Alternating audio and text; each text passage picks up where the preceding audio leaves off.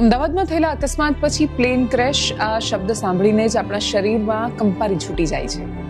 આકાશમાં ઉડતા પંખી જેવા વિમાનો જ્યારે ધડાકાભેર જમીન પર પટકાય છે ત્યારે પાછળ રહી જાય છે માત્ર કાટમાળ, શોક અને અઢળક સવાલો. શું થયું હશે? શા માટે થયું હશે? આ રહસ્ય ઉકેલવા અને ફ્યુચરમાં આવી ભયાનક દુર્ઘટનાઓ રોકવા માટે એક નાનકડું પણ ખૂબ જ મહત્વનું ઇન્સ્ટ્રુમેન્ટ રહસ્યના પડદા ઉગાડવાનું કામ કરે છે. આ ઇન્સ્ટ્રુમેન્ટ એટલે બ્લેક બોક્સ. આ બ્લેક બોક્સ એટલે કે ફ્લાઇટ રેકોર્ડર. દુર્ઘટના બાદના વિધ્વંસમાં પડઘાતી દરેક ચીજ, દરેક ક્ષણનું સાક્ષી હોય છે બ્લેક બોક્સ. નામ સાંભળીને જ આપણને લાગે કે કોઈ રહસ્યમય કાળો ડબ્બો હશે, ખરું ને? પણ આ એક કોમન મિસઅન્ડરસ્ટેન્ડિંગ છે. રિયાલિટીમાં આ ઇન્સ્ટ્રુમેન્ટ ચમકતા ઓરેન્જ કલરનું હોય છે.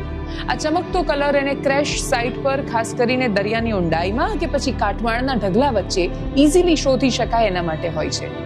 આ બ્લેક બોક્સ એક એડવાન્સ ઇન્સ્ટ્રુમેન્ટ છે. કલ્પના કરો કે પ્લેન રનવે પર ટેક ઓફ માટે ઊભું હોય ત્યારથી લઈને ફરી લેન્ડ ન થાય ત્યાં સુધીનો પ્લેનની દરેક મુવમેન્ટ અને એડજસ્ટમેન્ટનો કમ્પ્લીટ ડેટા એ પોતાની અંદર સમાવી લે છે. એ પ્લેનની ડિજિટલ મેમરી છે, જે દુર્ઘટના બાદ સૌથી વધારે જરૂરી ડેટાને સાચવીને બેઠું હોય છે. દરેક કમર્શિયલ એરક્રાફ્ટમાં બે મેઇન ટાઈપના ડેટા રેકોર્ડર હોય છે, જે એકબીજા સાથે જોડાઈને તપાસમાં મહત્વની ભૂમિકા ભજવે છે. પહેલું છે ફ્લાઇટ ડેટા રેકોર્ડર, FDR કહીએ છીએ. આ FDR પ્લેનના ટેકનિકલ પાસા પર ફોકસ કરે છે. ઊંચાઈ, સ્પીડ, એન્જિનનું પરફોર્મન્સ, કંટ્રોલ સેટિંગ્સ, આવા 700 થી વધારે પેરામીટર્સ એ સતત રેકોર્ડ કરતું રહે છે. મોડર્ન પ્લેન્સમાં તો આ આંકડો હજારોમાં પહોંચી જાય છે. FDR છેલ્લા 25 કલાકનો ડેટા એન્ડલેસ લૂપ પ્રિન્સિપલ પર રેકોર્ડ કરે છે, જેથી હંમેશા લેટેસ્ટ અને મહત્વની ઇન્ફોર્મેશન અવેલેબલ રહે. બીજું છે કોકપિટ વોઇસ રેકોર્ડર, CVR. આ રેકોર્ડર તો સાચા અર્થમાં માનવીય એટલે કે હ્યુમન એસ્પેક્ટ કેપ્ચર કરે છે, જેમ કે પાયલટ્સની વાતચીત, એર ટ્રાફિક કંટ્રોલ સાથેનું કમ્યુનિકેશન, કોકપિટના અલાર્મ્સ અને સ્વિચના સાઉન્ડ્સ. આ બધું જ CVRમાં રેકોર્ડ થાય છે. મોડર્ન CVR છેલ્લા 2 કલાકનો ઓડિયો રેકોર્ડ કરે છે. સરળ ભાષામાં કહીએ તો FDR શું થયું તે કહે છે, જ્યારે CVR કેવી રીતે અને શા માટે થયું તે સમજવામાં મદદ કરે છે. બ્લેક બોક્સનો રોલ ખાલી ડેટા રેકોર્ડ કરવા પૂરતો સીમિત નથી. એની ડિઝાઇન અને મેન્યુફેક્ચરિંગ જ એને અત્યંત અજોડ બનાવે છે. આ ઇન્સ્ટ્રુમેન્ટને દુનિયાના ખરાબમાં ખરાબ એક્સિડન્ટ અને પ્રતિકૂળ વાતાવરણની પરિસ્થિતિમાં પણ ડેટાને સેફ રાખવા માટે ખાસ રીતે બનાવાય છે. આ નાનકડા ડબ્બાને સ્ટ્રોંગ ટાઇટેનિયમ અથવા હાર્ડ સ્ટીલથી બનાવવામાં આવે છે, જેમાં ડેટાને સેફ રાખવા માટે ઘણા બધા લેયર્સ હોય છે. એને પ્લેનના પાછળના ભાગે ટેલમાં રાખવામાં આવે છે, કારણ કે ક્રેશ દરમિયાન આ પાર્ટને ડેમેજ થવાની શક્યતા સૌથી ઓછી હોય છે. બ્લેક બોક્સ 1100 ડિગ્રી સેલ્સિયસ તાપમાનને 30 મિનિટ સુધી સતત સહન કરી શકે છે. 3400 G એટલે કે ગુરુત્વાકર્ષણ અચળાંકના 34 ગણા સુધીના શોક ફોર્સીસનો સામનો કરી શકે છે. અને હા, એ 6000 મીટર એટલે કે 20,000 ફૂટ સુધીના ઊંડા પાણીના દબાણ પણ સહન કરી શકે છે.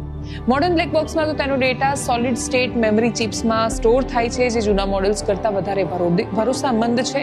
દરેક રેકોર્ડરમાં battery operated underwater locator beacon ULB fit કરવામાં આવે છે, જેથી જ્યારે ULB પાણીમાં ડૂબી જાય ત્યારે એ ઓટોમેટિકલી એક્ટિવ થાય છે. અને 37.5 kHz ફ્રીક્વન્સી પર અલ્ટ્રાસોનિક પલ્સ, જેને પિગર પણ કહેવામાં આવે છે, એ મોકલવાનું કામ કરે છે.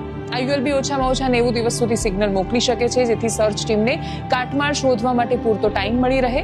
વિચારો કે દરિયાની અનંત ઊંડાઈમાં પણ આ નાનકડું ઇન્સ્ટ્રુમેન્ટ આશાનું કિરણ બનીને સિગ્નલ મોકલતું રહે છે. કોઈ પણ પ્લેન ક્રેશ પછી બ્લેક બોક્સની રિકવરી એ જ તપાસ ટીમ માટે સૌથી મોટી પ્રાયોરિટી હોય છે. જો પ્લેન પાણીમાં ક્રેશ થાય તો ULB દ્વારા મોકલાતા સિગ્નલને સ્પેશિયલ રિસીવરનો યુઝ કરીને શોધી કાઢવામાં આવે છે. એકવાર બ્લેક બોક્સ મળી જાય પછી એને વધુ નુકસાન ન થાય એ માટે બહુ ધ્યાનથી રિકવર કરાય છે. ઇન્ડિયામાં એને DGCA અથવા એરક્રાફ્ટ એક્સિડન્ટ ઇન્વેસ્ટિગેશન બ્યુરો જેવી ફોરેન્સિક લેબોરેટરીમાં સિક્યોરલી સ્ટોર અને ટ્રાન્સપોર્ટ કરવામાં આવે છે. અહીંયા ચેઇન ઓફ કસ્ટડી બહુ ઇમ્પોર્ટન્ટ છે, જેનાથી પુરાવા સાથે કોઈ ચેડા ન થઈ શકે. લેબોરેટરીમાં એક્સપર્ટ સૌપ્રથમ ઇન્સ્ટ્રુમેન્ટની ફિઝિકલ કન્ડિશનનું એસેસમેન્ટ કરે, પછી સ્પેશિયલ સોફ્ટવેર અને હાર્ડવેરનો યુઝ કરીને ડેટા ડાઉનલોડ કરવામાં આવે. FDR ડેટાનો યુઝ કરીને પ્લેનની ટ્રેજેક્ટરી, સિસ્ટમ ફેલિયર્સ અને એક્સિડન્ટ પહેલાની ઘટનાઓના 3D કમ્પ્યુટર સિમ્યુલેશન અને ગ્રાફિકલ રિકન્સ્ટ્રક્શન બનાવવામાં આવે છે. આ સિમ્યુલેશન્સ તપાસ ટીમને પ્લેનની પોઝિશન, ઇન્સ્ટ્રુમેન્ટના રીડિંગ્સ અને પાવર સેટિંગ્સની એને વિઝ્યુલાઇઝ કરવામાં હેલ્પ કરે છે. CVR ઓડિયોનું એનાલિસિસ કરવા માટે NTSB જેવી ઓર્ગેનાઇઝેશન્સ એક કમિટી બનાવે છે, જેમાં એક્સપર્ટ્સ રેકોર્ડિંગને ધ્યાનપૂર્વક સાંભળીને એની લેખિત સ્ક્રિપ્ટ બનાવે છે. ઓડિયોમાં એન્જિનનો સાઉન્ડ, સ્ટોલ વોર્નિંગ, લેન્ડિંગ ગિયરની મૂવમેન્ટ અને સ્વિચના સાઉન્ડ જેવા સાઉન્ડનું પણ એનાલિસિસ કરવામાં આવે છે. આ પ્રોસેસ બહુ જ કોમ્પ્લેક્સ અને સમય લેનારી હોય છે, અને એટલે જ પ્રાથમિક તારણ ભલે જનરલી 24 કલાકમાં મળી જાય, પણ ફાઇનલ રિપોર્ટ આપવામાં 12 થી 14 મહિનાનો સમય પણ લાગી શકે છે. આ બ્લેક બોક્સ ડેટાએ ગ્લોબલી ઘણી મોટી એવિએશન દુર્ઘટનાઓને સોલ્વ કરવામાં મહત્વની ભૂમિકા ભજવી છે. 2009ની એર ફ્રાન્સ ફ્લાઇટ 447, 1985ની જાપાન એરલાઇન્સ ફ્લાઇટ 123 અને 1989ની યુનાઇટેડ એરલાઇન્સ ફ્લાઇટ 232 જેવી ઘટનાઓમાં બ્લેક બોક્સ ડેટાએ ક્રેશના મૂળ કારણોને દુનિયા સમક્ષ ઉજાગર કર્યા છે. 2015માં જર્મન વિંગ્સ ફ્લાઇટ 9525માં તો બ્લેક બોક્સ ડેટાએ બતાવ્યું કે કો પાયલટે જાણી જોઈને પ્લેનને ક્રેશ કર્યું હતું. 2020માં કોઝિકોડ ક્રેશમાં પણ પાયલટના નિર્ણયો અને રનવેની કન્ડિશન એસ્ટાબ્લિશ કરવા માટે બ્લેક બોક્સ રેકોર્ડિંગ્સ પર ખૂબ મોટો આધાર રાખવામાં આવ્યો હતો.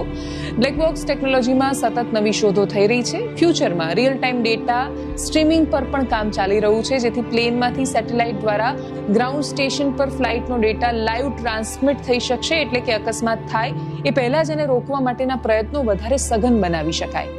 ઇજેક્ટેબલ બ્લેક બોક્સ પણ એક ઇનોવેશન છે, જે દુર્ઘટનાના કેસમાં પ્લેનમાંથી ઓટોમેટિક બહાર નીકળીને પાણી પર તરતું રહે છે. બ્લેક બોક્સ એના બ્રાઇટ ઓરેન્જ કલર અને અદ્ભુત મજબૂતી સાથે મોડર્ન એવિએશન સેફટીનો એક અનિવાર્ય સ્તંભ છે.